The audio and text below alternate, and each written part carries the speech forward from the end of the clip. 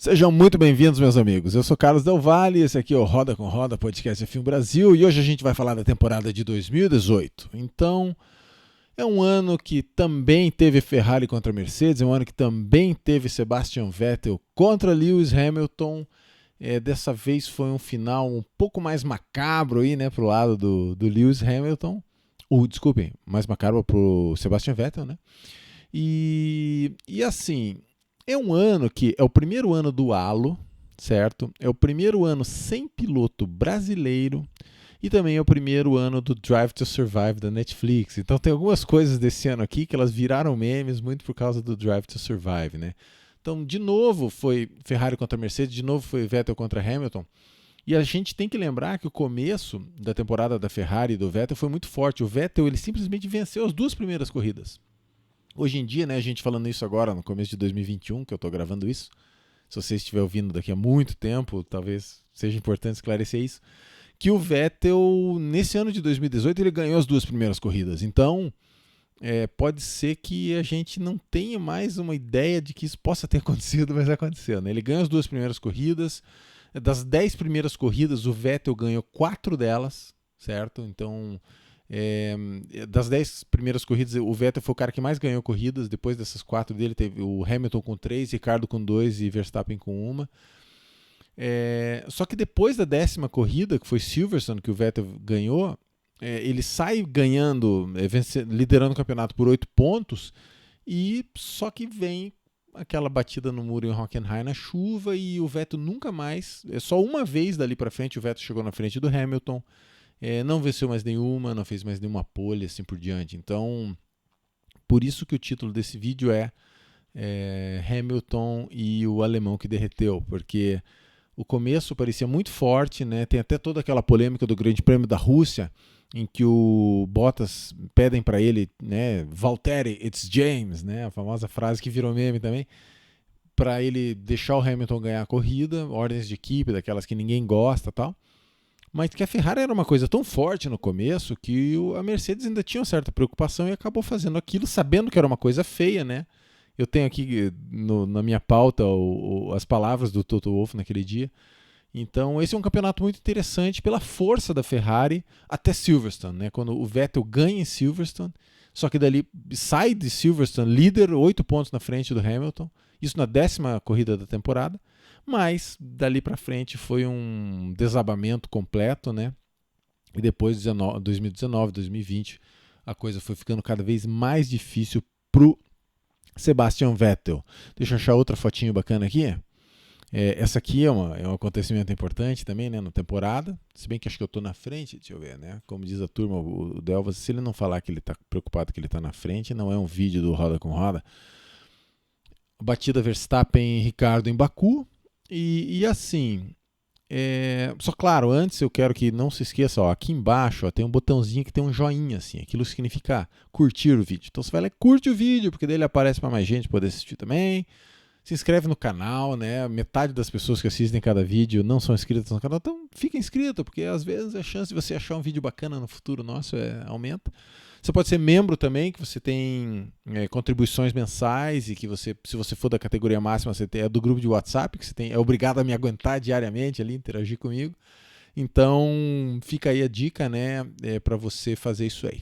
Combinado, meus amigos? Então vamos trabalhar. Então assim, primeiro ano de halo, primeiro ano sem piloto brasileiro, primeiro ano do Drive to Survive. Então assim, eu vou primeiro falar que foi o primeiro ano sem piloto brasileiro e que pode ser que a gente tenha piloto brasileiro no futuro de novo, porque na minha opinião, eu tenho a impressão que se der tudo certo, o Felipe Drogovic é um cara com condições, com cronômetro para ser piloto de Fórmula 1. Eu vou explicar por quê. Quem foi campeão esse ano de 2020? Tá aparecendo aqui, ó, Mick Schumacher em segundo lugar, Callum Ilott, né? Então, só que a gente tem que lembrar uma coisa, esses dois caras, eles foram primeiro e segundo no campeonato da GP2 no seu segundo ano de GP2, certo? Então assim, o tio Delvas está fazendo um parênteses de Fórmula 2, não é GP2. De Fórmula 2, no vídeo sobre 2018, sim, ele está. É um país livre, né? Teoricamente não há nada que me impeça de fazer isso, então estou fazendo. Fórmula 2, Mick Schumacher e Callum Ilott. Tá. em 2020. Mas vamos voltar um ano no tempo. Onde que estavam no seu ano de estreia Callum Ilott e Mick Schumacher? Callum Ilott foi 11º lugar no seu primeiro ano de Fórmula 2. Quase que eu falo GP2. E Mick Schumacher foi 12º, né? Mick Schumacher teve uma vitória numa corrida com grid invertido apenas no seu primeiro ano de GP2. Então, Drugovich, como é que ele foi nesse ano de 2020? Felipe Drugovich foi 9º. Então ele já foi, teoricamente, em algumas posições melhor do que Mick Schumacher e Callum Ilott, que são caras... O Mick Schumacher está chegando na Fórmula 1. Ah, é o sobrenome? Tá, mas está chegando. É um cara que tem cronômetro para chegar na Fórmula 1. Foi campeão de GP2. E Felipe Drugovich teve 3 vitórias no ano.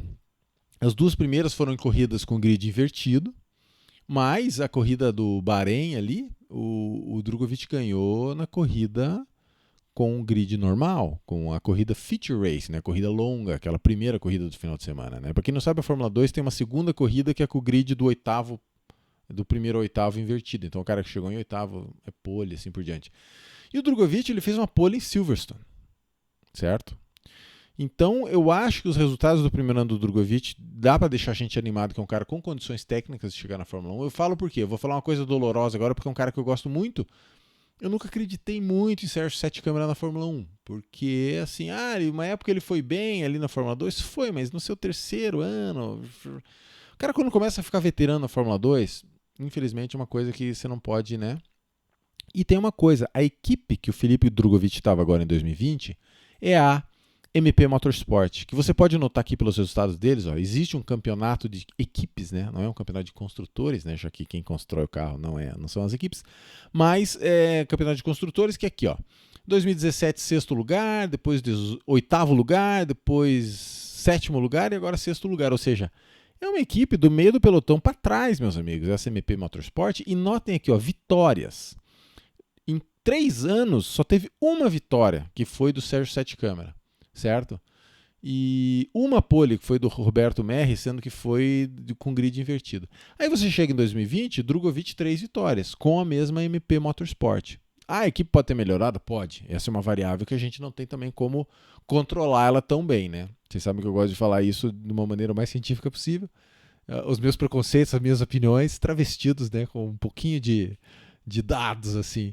Então, vocês, tio Delvas, você tá entrando no hype do trem do hype do Drugovich. Estou, meus amigos. Eu boto fé que o menino possa ir bem, pelo menos a ponto de ter um piloto brasileiro na Fórmula 1, que, precisa. Cara, não, a gente tá seguindo a Fórmula 1 aí, feliz da vida, curtindo tudo, mas, cara, você ter alguém ali que come feijão, que faz aquele churrasquinho com os amigos, é uma sensação legal.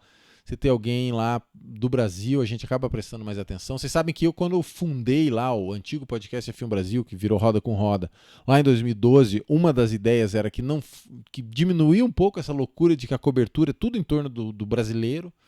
Não, cara, você está seguindo o esporte, né? Igual quem segue a NBA, igual quem segue a NFL. Você gosta do esporte, não é porque tem um brasileiro lá.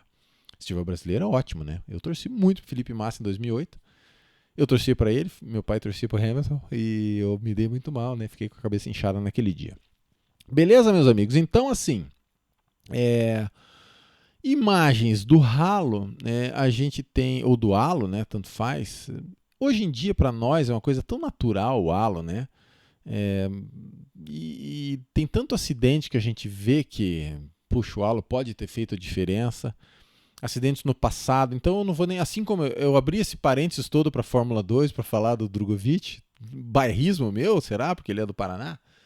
Será que aumenta um pouco o entusiasmo? Não sei, não vou responder.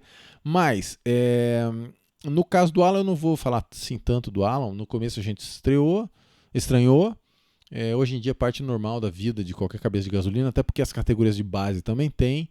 E é legal. E vocês não venham me falar de aeroscreen. Eu peguei uma foto de um carro com aeroscreen aqui só para fazer uma malvadeza com os olhos de vocês? Não. Eu fechei a foto porque eu sou um cara muito bonzinho com vocês. Cara, aeroscreen, cara, é muito feio, cara. Aqueles Fórmula Indy não se ajudam, então não é o caso. Beleza? Então é isso.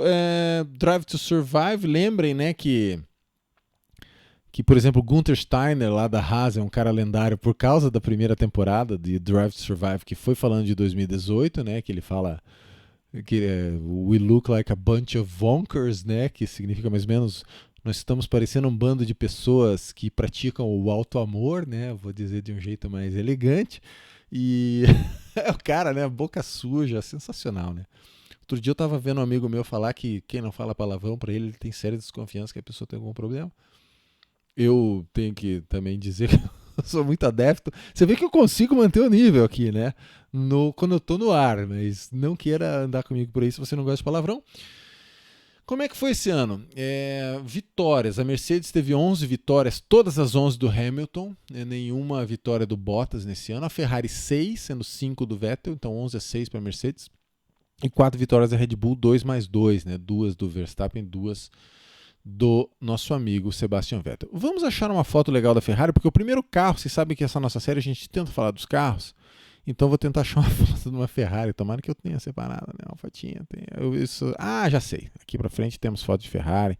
Não, temos foto de carro voando, de carro largando, mas em algum lugar, tá bom, vai ser uma Ferrari batendo? Não, vamos achar uma Ferrari mais bonita aqui, não é possível. Olha só, o tio Delvas deixou para uma Ferrari tão pro final que ele acabou deixando sem Ferrari. Então, vamos deixar essa Ferrarizinha aqui, ó. Pronto. Só tem um pedaço da Ferrari aparecendo. Nome da Ferrari, SFH, como que é? SF71H, porque tinha sido 70 anos da Ferrari, agora ficou 71, seguiram a sequência.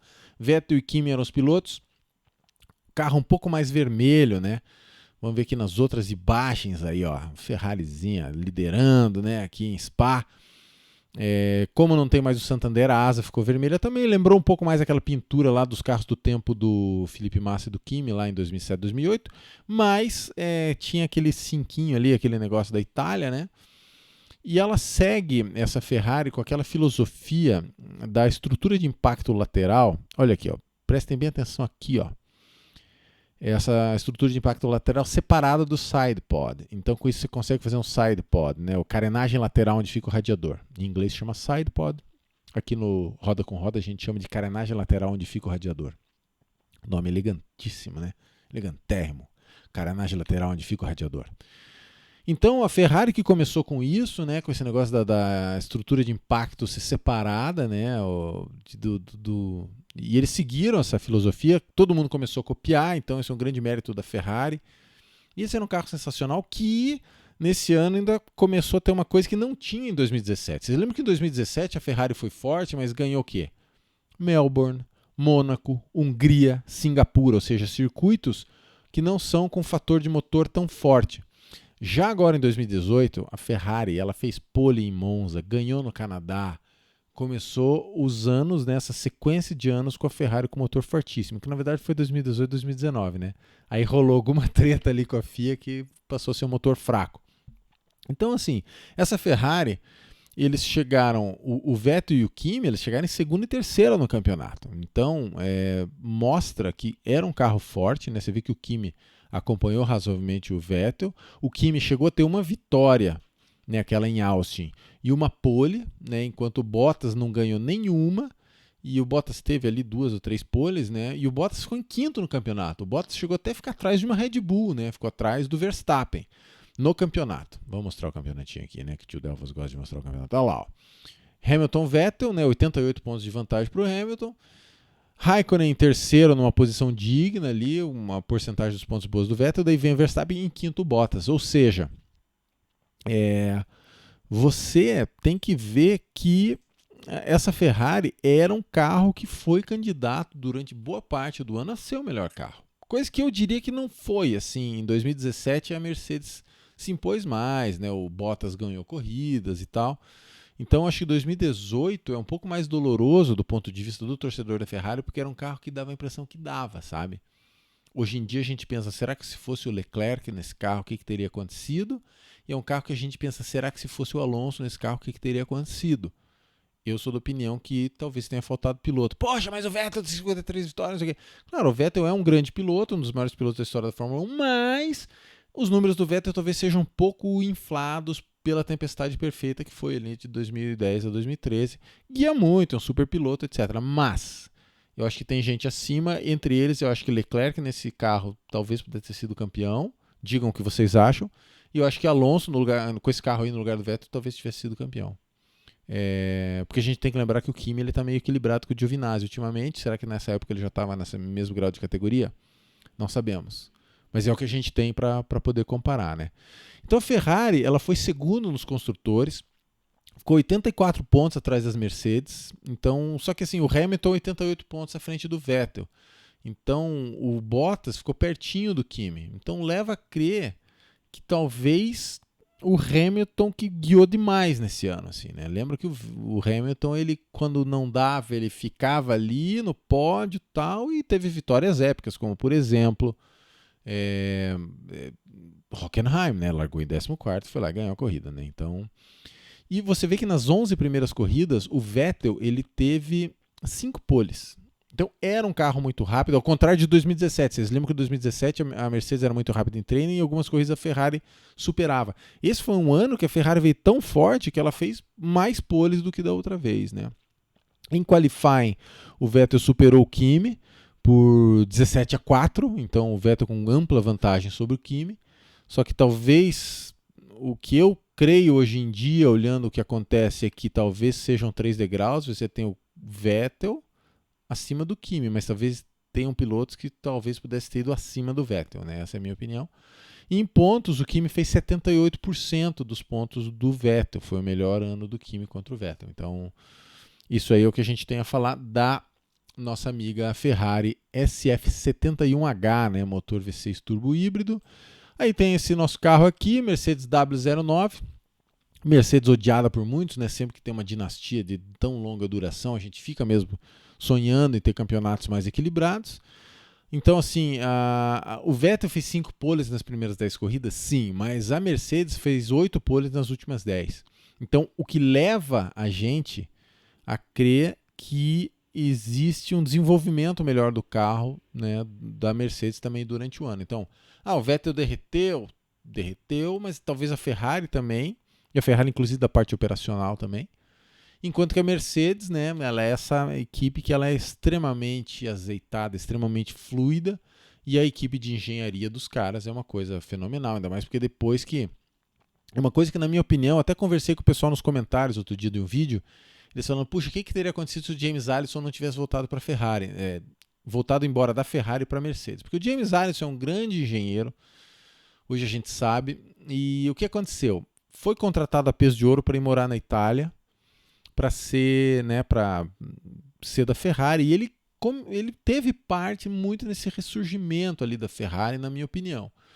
Só que o que acontece? Uma grande tragédia pessoal, né? A mulher, a esposa do James Allison, morre de maneira súbita e trágica de meningite, lá na Inglaterra. E eles têm 3 filhos. Então o que acontece... Eu acho que ela morre na Inglaterra, os filhos estavam na Inglaterra, o James Allison estava na Itália. O James Allison ele pede demissão da Ferrari para voltar para a Inglaterra, porque os filhos ficarem na Inglaterra, etc. Eu não lembro do detalhe se a esposa e os filhos estavam junto com ele na Itália ou não, mas de qualquer forma o que precipita a saída do James Allison da Ferrari é essa grande tragédia pessoal, né? Muito, não tem como dizer, né, o tamanho disso. 3 crianças perderem a mãe assim. E com isso o James Allison, que era um fator fortíssimo para tentar equilibrar as coisas em favor da Ferrari contra a Mercedes, ele vai para a Mercedes. Então isso joga a Mercedes lá para a estratosfera de nível técnico, etc, etc. Então, infelizmente, essa é uma tragédia que, claro, a gente nem pode querer se meter a dizer que atrapalhou alguém mais do que atrapalhou a eles, né, o tamanho da tragédia. Mas que, infelizmente, é uma tragédia que acabou repercutindo também, de certa forma, eu acho, no equilíbrio de forças da Fórmula 1, né? Esse é um carro que mudou um pouco, né, a filosofia da Mercedes. A Mercedes sempre foi um carro mais sentado no chão, com menos rake, né? O rake é aquele negócio do carro ser um pouco empinada a traseira dele, né? A Red Bull usa quase 2 graus de rake, R-A-K-E, né? Não tem a ver com aquelas benzedeiras que tem, não sei o nome daquilo, acho que é com 2 Ks, com E, né? Não. Isso é rake, R-A-K-E, que significa a traseira do carro empinada. A Mercedes sempre foi um carro quase horizontal, ela tinha outra filosofia, era um carro com entre-eixos mais longo. Mas esse ano eles resolveram abraçar um pouquinho dessa causa do rake, então eu tenho anotado aqui, esse carro ele usa 1,2 graus de rake, ou seja, 1,2 graus da traseira empinada era 0,9 antes, então foi né, 30% de aumento. Só que a Red Bull usa quase 2 graus, né? Então ainda não é parte constante assim, né, da parte tão preponderante assim da filosofia da Mercedes. Em qualifying, o Hamilton dominou Bottas 15-6. Lembrando que o Vettel dominou o Kimi por 17-4. E em pontos o Bottas foi mal. Ele fez 60% dos pontos do Hamilton. Foi 408-247. Próximo carro. Esse eu tenho fotos legais desse carro. Olha lá. Essa é a famosa Red Bull RB17 Tag Heuer. Então, assim, Ricardo e Verstappen, né? Último carro da Red Bull com essa história aí do motor Renault chamando Tag Heuer, né? O 2018 foi o último ano do motor Renault na Red Bull. Para 2019 já seria a Red Bull Honda. E a última Red Bull que tem o Daniel Ricciardo, né? Que já em 2019 ele iria para a Renault amarela. É legal que tem o Drive to Survive, né? Que o Christian Horner da Red Bull fala para o Abiteboul, né? Fala, como é que você vai desenvolver o carro se você gastou toda a grana que você tem para levar o meu piloto embora, né? Então, que é essa transição que acontece. Esse ano eles tentaram fazer o carro competitivo desde o começo, porque a Red Bull vinha com os problemas que o carro nasce mal, e depois eles vão melhorando, termina competitivo, mas daí já não adianta mais. Aqui eles talvez tenha dado certo, porque eles já vencem a terceira corrida, né, em Xangai. É o Ricardo que ganha. Essa aqui é uma foto dele vencendo em Xangai, inclusive. O que foi um pouco diferente foi a quantidade de abandonos mecânicos, né? Eu tenho uma foto bacaninha do Verstappen aqui, tenho. Aqui, ó, Max Verstappen. O Verstappen, ele teve 3 abandonos mecânicos, certo? E o Daniel Ricciardo teve 6. Então isso fez um pouco de diferença. Por isso que quando você vai lá no resultado do campeonato, ó, você nota que o Max Verstappen terminou em quarto e o Daniel Ricciardo em sexto. Foi 249 a 170. Mas daí o tio Delvas gosta de fazer umas contas aí meio cabulosas. E eu fiz, então, essa conta para vocês. Então, Max Verstappen, 3 abandonos mecânicos. E Daniel Ricciardo, 6 abandonos mecânicos. Tem um abandono do Max Verstappen que é por colisão, aquela de Baku. E o Daniel Ricciardo bate 2 vezes ainda por batida mesmo, né, por acidente. Essa de Baku e mais uma. Então, se você descontar, fizer uma média de pontos por corrida, sem contar as que teve abandono mecânico, a coisa não fica mais tão desequilibrada, certo? Mas ainda assim o Max Verstappen fez 13,8 pontos por corrida que ele não teve abandono mecânico e o Daniel Ricciardo 11,3. E sendo que em qualifying o Verstappen venceu por 14,5. Então, esse ano o Verstappen ele chegou, meio que anunciou para o mundo que ele era o cachorro grande ali dentro, que o Daniel Ricciardo consegue enfrentar ele, porém o Max Verstappen assim, mostrou, cara, se vocês quiserem eu posso tocar aqui, talvez não precise do Daniel Ricciardo. E na verdade o que aconteceu, eu acho, né, eu vou falar isso na corrida de Baku, mas é que o Ricciardo viu que se em algum momento tivesse uma treta, não ia dar para contar com a Red Bull. Que talvez tenha sido isso que aconteceu ali nos bastidores de Baku, né, da colisão dos dois. Mas de qualquer forma, mesmo descontando as falhas mecânicas, o Max Verstappen venceu o Daniel Ricciardo de forma consistente. Qual carro que a gente tem que falar mais? Esse carro laranja lindíssimo aqui, ó. Essa aqui é a McLaren MCL33. É o segundo carro da McLaren já sem os nomes relacionados ao Ron Dennis. Lembra que MP4 é um nome que era da equipe de Fórmula 2 lá do Ron Dennis. Então eles tiraram a MP4 do nome, não é mais MP430, etc. Passou a ser MCL de McLaren, então essa é MCL33. E essa vem com motor Renault. Que tanto o Alonso xingou a Honda, arrumou confusão com a Honda, chamou de motor de GP2, etc. Esse é motor Renault. O Alonso ele chega em quinto na primeira corrida do ano com esse motor Renault e ele fala a famosa frase "Now we can fight", né? Agora nós podemos lutar. Mas acabou que foi o melhor resultado do ano aquela corrida de Melbourne, no quinto lugar. Ele nunca mais conseguiu chegar sequer em quinto, sequer em sexto. Os melhores resultados do Alonso nesse ano foram 4 sétimos lugares e 4 oitavos lugares. Então, depois de tanto a McLaren xingar a Honda, a McLaren também não foi muito bacana com a Honda, né? A McLaren teve o seu péssimo chassi exposto, né? Então assim, não, nosso carro é bom, o motor é ruim. Não. Aí, ó, agora vocês têm o mesmo motor da Red Bull, né? Vocês têm o mesmo motor da Renault amarela e vocês aprontaram isso aqui, ó. É um carro que foi 2 vezes por Q3 o ano inteiro. Então a McLaren teve que vestir as sandálias da humildade.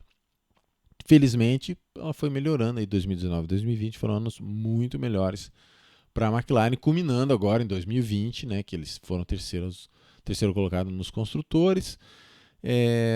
Então, assim, foi um carro muito difícil de construir, então talvez esse lance do chassis dá para dar um desconto, talvez, para a McLaren, porque assim, o motor Honda ele tinha uma conformação mais parecida com o da Mercedes, que ele tinha o split turbo, fazendo assim, a turbina lá atrás, ligada no escapamento, e do outro lado do motor ficava o compressor, para o compressor trabalhar mais frio. A teoria do split turbo, né, a gente já explicou isso outras vezes. E o MGU-H ficava dentro do V do motor, se tinha ali o MGU-H. O motor da Renault ele tem tudo atrás do V. Então você tem o V, daí atrás tem tudo. Tem turbina, compressor e o MGU-H, tudo ali. Então é um motor que ele tem uma diferença grande ali na hora de você empacotar as coisas. Então serve talvez de atenuante aí para a McLaren ter feito um chassi que não foi, né, que não foi bem. Se você comparar essa lateral do carro todo aqui da McLaren, você vai ver que, por exemplo, a Williams, ó, vamos botar aqui na Williams. Ó, até essa nossa amiga Alfa Romeo é mais compacta, essa traseira, né? E a Williams fez um extremamente esculpido. Isso aqui o pessoal tinha muita esperança, né, na Williams. E você vê que a McLaren é mais bojuda aqui. Talvez seja essa transição do motor Honda para o motor Renault que possa ter dificultado, né? Então, assim, a McLaren termina em sexto nos construtores, mas a real ela foi sétima, porque a Force India, no meio do ano, ela muda de dono, passa a se chamar Racing Point, e a FIA resolveu que só podia valer os pontos da Force India metade do campeonato e depois da Racing Point metade do campeonato, duas equipes diferentes. Então, com isso, a McLaren vai para sexta, senão ela seria sétima atrás da Force India, que fez muito mais pontos, se você somar como se fosse uma equipe só o ano inteiro, né? Em qualifying é uma coisa que... Esse cara aqui da foto é o Van Dorn, né? Já começa tudo errado o Van Dorn, o cara escolher como número. Cara, você pode escolher o teu número, você escolhe 2. Como que você faz isso, Van Dorn? 2, cara. 2 é o último número que você pode escolher se você é um piloto competitivo. Não, 2. Qual o número que você quer? Pode ser qualquer um, cara. 30, 55, né? 63, igual do Russell e tal. 99, 90, 75. Não, 2. Tudo errado, né, Van Dorn? Mas tudo bem. O que aconteceu? Qualifying, Alonso 21-0. Legal, né? 21-0 Alonso. Último ano do Van Dorn. Foi embora lá para a Fórmula E, para aqueles negócios. Em pontos foi Alonso 50-12 no Van Dorn. Último ano do Alonso da Fórmula 1, antes dele ficar esses 2 anos fora. Daí para 2021 ele está voltando com a Alpine Renault. Então... É isso aí da McLaren, né? Vamos falar desse desastre completo que foi esse carro aqui, ó, Williams FW41. Os pilotos foram Lance Stroll, esse aqui é o Stroll, dá para ver o número 18, e o Sergei Sirotkin, né? O cara formado em engenharia com apoio da SMP Racing, aqui é grana russa, né? Eu já expliquei outro dia, né? Oligarcas, né? No tempo do Yeltsin lá, aquela coisa toda quando a União Soviética caiu.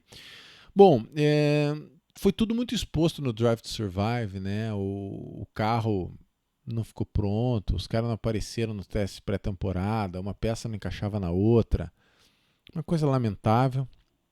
Algumas coisas funcionaram, as ideias do Paddy Lowe, ele quis fazer uma mudança na filosofia de construção, uma mudança aerodinâmica no carro. No fim ele foi colocado em licença, depois ele foi sumariamente demitido, então esse é um carro trágico.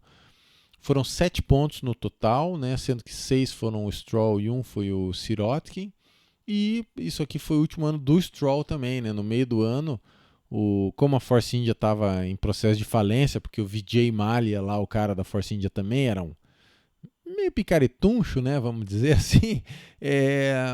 Como ela estava dando sopa, o pai do Lance Stroll resolveu falar, não, então eu vou embora lá para a Force India, vou transformar em Racing Point.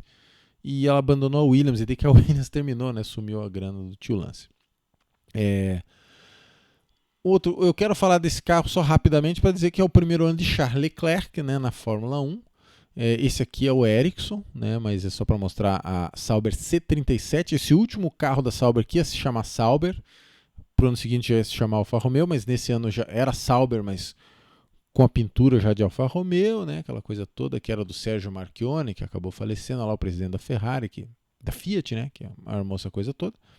Então, estreia do campeão da Fórmula 2, Charles Leclerc, foi oitavo nos construtores, não era um grande carro, e em pontos 39-9 foi o resultado a favor do Charles Leclerc, né? Charles Leclerc 39, Ericsson 9, em qualifying 17-4 para o Leclerc. Então lembrando que é um rookie, né? Que é um estreante na Fórmula 1 contra um cara que já está há um certo tempo, que claro, não é um cara que fazia chover, mas mostrando o quão diferenciado é, né? Então eu falo assim, quando eu estou falando lá do Drogovic é o Leclerc, é o Hamilton, não é, né? Porque geralmente o cara que ele é um absurdo, aqueles categoria de pilotos que eu chamo de os pilotos mais velozes que a luz, esse tipo de piloto geralmente eles já chegam arrepiando, né, na Fórmula 2 e depois na Fórmula 1 também. Eles tendem a dominar o companheiro de equipe já logo na saída, né? Então vamos ver o que vai acontecer. Beleza, meus amigos? Então sabe o que vai acontecer agora? É aquele momento que quando eu não faço o pessoal reclama, então eu vou fazer. Veja só que beleza, né? O tio Delvas vai fazer a retrospectiva do ano. Esse aqui é o Alonso chegando em quinto na Austrália. E esse cara aqui, ó, é o Sebastian Vettel, feliz da vida, ganhou o Grande Prêmio da Austrália. O Hamilton fez a pole nessa primeira corrida, mas teve um virtual safety car numa hora bacaninha. O Vettel pulou na frente, nunca mais olhou para trás, venceu a corrida. E depois no Bahrein, o Vettel fez a pole e venceu. Então você veja como a Ferrari foi forte nesse ano, principalmente no primeiro semestre, para o Vettel ganhar as duas primeiras corridas. Depois na China acontece que o Vettel tá na pole, veja só, Vettel pole. O Bottas, puxa vida, faz uma super corrida, dá um undercut, se põe na frente do Vettel e fala, agora eu se consagro. O que acontece? Vem um safety car e os primeiros pilotos não conseguem entrar no box para trocar pneu, e o Daniel Ricciardo vai lá, aproveita esse safety car e bota calçados novos e acaba que janta todo mundo e vence a corrida, né? Atropela todo mundo. Então, você vê, azar do Bottas, né? Ele ia ter uma vitória lindíssima, vencendo a Ferrari do Vettel, que era pole. E vencendo na moral, com ritmo de corrida, tudo. Mas daí acontece safety car e o Ricciardo acaba jantando os dois. E a corrida termina Daniel Ricciardo, e aqui é o Ricciardo, ó, ganhando a bandeirada. Daniel Ricciardo com o Bottas de Vettel logo depois, né? Então uma coisa terrível. Daí vem a corrida de Baku, famosíssima, né, pela colisão, né, entre as duas Red Bull. Lembrando que vá lá e essa corrida vale muito a pena você ver os highlights. Procure lá, escreva highlights no YouTube ou no site da Fórmula 1, procura. Porque eles já vieram se tocando durante a corrida toda, né? A impressão que eu tenho, a minha interpretação é que o Ricciardo ele estava mais rápido, mas claro, um pouco mais rápido, né? Outro cara é o Verstappen, tá com uma máquina igual a tua. Mas o Verstappen não se dava por vencido, né? O Verstappen tem aquele lance meio Ayrton Senna que nem mesmo o Hamilton tem, né? Que o Verstappen é assim, se for pra você me passar, se for pra bater, a gente bate, eu não tenho medo de bater. A opção é tua, né? E tanto que o que acontece depois deles tanto, né? O Verstappen dá umas mergulhadas assim, que é umas coisas que teoricamente com um companheiro de equipe você poderia ser um pouco mais conservador, né? Até que depois de tanto lutar, vocês vão lembrar, depois, se vocês olharem os highlights, que o Daniel Ricciardo passa na frente do Verstappen, só que tem uma intercorrência, não sei se é no pit stop, o que é, ou algum virtual safety car, alguma coisa, que ele, mesmo estando na frente, depois dos pit stops ele volta atrás do Verstappen. E daí o engenheiro fala, cara, vamos ter que fazer tudo de novo, vamos lá. E ele vem chegando no Verstappen, você vê que o Ricciardo está mais rápido. E o Ricciardo tem aquela coisa que ele sabe fazer um drible ali na hora de ultrapassar, que poucas pessoas são tão habilidosas quanto ele. Só que o Verstappen é aquela coisa. Se for para você ultrapassar ele, a chance de bater é sempre muito grande. E o Daniel Ricciardo faz que vai por fora, o Verstappen fecha para fora, o Daniel Ricciardo vem para dentro, e já na zona de freada, você olha lá no vídeo que eles já estão com o DRS fechado, ou seja, já começaram a frear, o Verstappen vem para dentro, e daí já não dá mais pro Ricciardo zigue-zaguear de novo, né? O Ricciardo, assim, acerta a traseira do Verstappen, os dois são eliminados. Algum fã do Verstappen pode dizer, poxa, você está botando a culpa toda nele. Não. O Ricciardo arriscou para cima do companheiro de equipe, de, né, fazer uns dribles ali a 350 por hora. Tudo bem. Mas o Verstappen mexeu muito, e ele já vinha mexendo muito, deu uns mergulhos para cima do Ricciardo. Então o que aconteceu? A equipe xingou os dois, deve ter dado um sabão nos dois, mas eu tenho a impressão que o Ricciardo sabia que a equipe tinha que pelo menos assim, em algum momento apoiar ele, falar não, é que o Verstappen foi duro, o Verstappen podia ter também não sido numa defesa tão agressiva contra o próprio companheiro de equipe, e em nenhum momento a equipe fez isso. Então acho que muita gente acha isso, e eu acho que essa corrida de Baku, essa colisão, foi um episódio preponderante, um episódio determinante para o Daniel Ricciardo ir embora da Red Bull, que ele falou, cara, se for para eu ser cachorro grande um dia, aqui não vai ser. Melhor eu achar algum outro lugar. Se foi bom ou ruim para a carreira dele, não saberemos, né? Porque no fundo ele foi para uma equipe quase pequena, a Renault na época, que virou média, mas assim, conseguiu um pódio ou outro. Agora vai para a McLaren, que é uma incógnita, né? A McLaren, eu tenho a impressão que 2019 e 2020 a coisa deu muito certo para a McLaren, mas que a gente não sabe qual o real McLaren, se vai dar para lutar por alguma coisa ou não. Vem a Renault forte com o Alonso, então essa saída do Ricciardo da Red Bull não é uma decisão assim que você pensa, poxa, tinha que sair mesmo.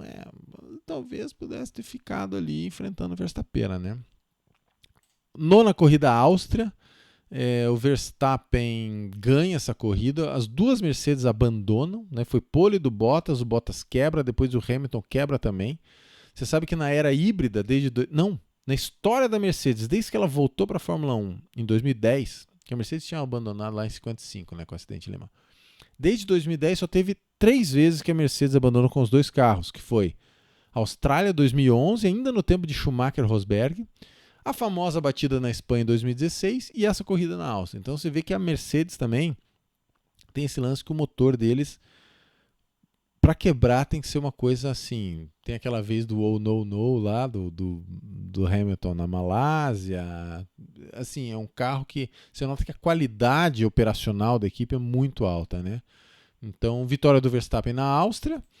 Depois, isso aqui é Silverstone. Por que eu botei essa foto? É aquela corrida em que o Hamilton ele larga na pole, mas não larga tão bem. E o Kimi faz um servicinho muito ordinário ali na curva 3, né? A curva que chama Farm, né? Se eu não me engano. Porque o Silverstone você larga com 2 curvas de alta, então o pessoal vai se embolar na curva 3, né?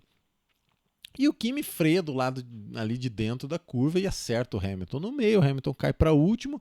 E o Hamilton, cara, claro, sempre umas declarações meio mais pro lado paranoide, né, do Hamilton. Ele lembra, né, em 2016, quando o carro dele quebrava muito mais que o do Rosberg, ele falou, não sei se tem alguém que está tramando contra, alguém ou algo contra. Ele falou algo assim. Dessa vez ele fala uma frase que ficou também famosa, que ele fala, interesting tactics by Ferrari, né, tipo, táticas interessantes da Ferrari, porque ele acha, né, dá a entender que o Kimi tirou ele para o final da prova, tal. Aí no fim o que acontece? O Vettel vence essa corrida, só que o Hamilton, por causa de 2 safety cars, e o Hamilton, claro, tá montado na Mercedes, o Hamilton acaba conseguindo chegar em segundo, né? Então acabou sendo um resultado muito bom, mas esse é um dos pontos altos da Ferrari no campeonato, porque o Vettel sai de Silverstone 8 pontos à frente do Hamilton, né? E tendo 4 vitórias contra 3. Então, só que, infelizmente, né, quem iria imaginar que depois dessa vitória em Silverstone, que o Vettel ficou super feliz, porque, de certa forma, é a casa, né? Uma das casas da equipe Mercedes, né? Porque a Mercedes é alemã, mas a sede fica em Brackley, a fábrica de motor fica em Brixworth, né, que as 2 cidades são lá na Inglaterra. E o Vettel, ele fala isso e, infelizmente, seria a última vez que o Vettel ia liderar o campeonato. E ia ser a última vez que o Vettel ia liderar um campeonato, né? Porque dali para frente só ia acontecer quase, né? Ia ter mais uma vitória do Vettel na Bélgica e depois no ano seguinte ele ia conseguir vencer em Singapura, né? Em condições controversas. Então essa foi a antepenúltima vitória do Vettel. O que acontece? Vamos para Hockenheim. Em Hockenheim, acabei não pegando foto da largada, mas se você olhar, o Hamilton ele largou em 14º lugar, porque ele faz a volta no Q1 suficiente para ir para o Q2, mas ainda ali dá uma pane hidráulica no carro. Ele tenta trazer o carro de volta, não consegue, estaciona o carro e larga em 14º. Enquanto isso, o Vettel vai lá, larga, tá liderando a corrida, dá pole e chuva. Corrida maluca, né? É aquela corrida famosa lá do... Não, essa seria no ano seguinte, né? 2019. Que tem no Drive to Survive, que o pessoal da Mercedes usou aquela roupinha e tal. Nessa corrida aqui, o Hamilton vem de 14º e o Vettel enfia o carro sozinho no muro, perde o controle ali naquela curva do estádio, né? Uma curva de 180 graus ali. E no fundo é um grande ponto de inflexão na carreira do Vettel, né? O turning point. Dali para frente ele ainda teve um momento ou outro, mas infelizmente isso aqui parece que foi uma coisa que marcou demais ali, né? Ele estava na frente no campeonato, daí ele abandona a corrida, o Hamilton vence tendo largado em 14º lugar. Então se ele estava 8 pontos na frente e o Hamilton faz 25, né? O Hamilton já sai de Hockenheim 17 pontos à frente. Na Bélgica, nessa corrida aqui, famosa por causa dessa corrida que o Hulk se embanana na freada e atira o Alonso para cima da Alfa Romeo aqui do Leclerc, né? Uma cena dantesca, né? Aqui, mais uma vez, você fala ainda bem que tem o halo, né? Porque passou muito em cima ali da cabeça da turma da Alfa Romeo a McLaren do Alonso. O Alonso, que é a segunda vez que ele passa um susto, né? Nessa largada aqui na curva La Source, lá de Spa. Então, nessa corrida, o Vettel, ele não é pole, mas ele acaba vencendo nessa drag race aqui, nessa corrida de arrancadão aqui na saída da Eau Rouge até a freada para Lecombe, né, a corrida da reta Camel. No arrancadão da reta Camel, a Ferrari fala mais alto, é uma corrida que vale a pena você ver essa largada, os highlights, porque eles freiam, vem 4 carros, né, aqui o Ocon quase não cabendo mais o carro dele, felizmente as duas Racing Point elas têm a clarividência de dar uma recolhida e tal. E o Vettel ainda vence essa corrida, né? Com o Hamilton em segundo. Daí ele reduz, né? Tirando 7 pontos. Estava 17, traz para 10 pontos. E aí eles vão para Monza. Só que em Monza acontece essa catástrofe aqui, né? Para começar, a Ferrari... Poxa, o Vettel ali ainda lutando pelo campeonato, tudo. A Ferrari... Monza, ultimamente, com esses carros grandes, né, esses carros largos, carros com muito arrasto, muita pressão aerodinâmica, esse lance do vácuo em Monza passou a ser muito importante. E a Ferrari resolve dar o vácuo na última, no Q3, tem 2 tentativas, na segunda tentativa, aquela hora do pega para capar, eles botam o Vettel para dar vácuo para o Kimi. E o Kimi faz a única pole dele na temporada em Monza. Vamos ver se eu estou falando alguma coisa errada. Ó. Pole position. Ó. Tem umas bandeiras da Finlândia, mas é Bottas. De Kimi em Monza, Bottas de novo aqui na Rússia. Então, cara, a única pole do ano foi o Kimi em Monza, sendo que, na real, a Ferrari botou o Vettel para dar vácuo para o Kimi. Por que Ferrari? Por que Binotto? Por quê? Né? E daí com isso, na largada, assim, daí o Vettel mostra também o seu problema, porque ele ia fazer isso de novo no ano seguinte, né? Que é ele perde o carro em combate, né? Isso é uma coisa que infelizmente aconteceu outras vezes com o Vettel. Spa 2010, né? Que ele acerta a McLaren do Jenson Button por um ângulo muito, né, diferentão. Então, sem haver toque aqui, né? O Hamilton e o Vettel disputam a variante de La Rode, ele é freada, mas o Vettel perde o carro, roda, cai para último, né? Aqui é ele patinando o pneu para tentar já dar o zerinho assim que o pelotão passar e ele acaba terminando em quarto. Então, mais um golpe para o Vettel, né? Depois, o Hamilton ganha várias corridas seguidas aí, né? Ele vai vencer. Eu notei aqui, ó, depois daquela corrida de Silverstone, o Hamilton sai de Hockenheim com uma vantagem de 17 pontos. E das próximas 6 corridas ele vai ganhar 5, certo? Ele só não ganha a Bélgica mesmo. E ele sai do Japão 57 pontos à frente do Vettel. Antes do Japão tem essa corrida da Rússia, que eu já falei, né? Que o Bottas faz a pole, está na frente, mas a Mercedes resolve não arriscar, fazer uma coisa chata, todo mundo sabe, mas... É o que o Toto Wolff fala, que eu vou fazer uma tradução simultânea, porque tá na minha pauta aqui, mas eu não traduzi. Então ele fala, Toto Wolff, abre aspas, no final, se 5 pontos ou 3 pontos ficam faltando no final do campeonato e a gente perde o campeonato por causa desses 3 ou 5 pontos, você vai ser o maior idiota no planeta por ter priorizado uma vitória para o Bottas. Então, às vezes alguém tem que ser o malvado da história e hoje sou eu. Fecha aspas.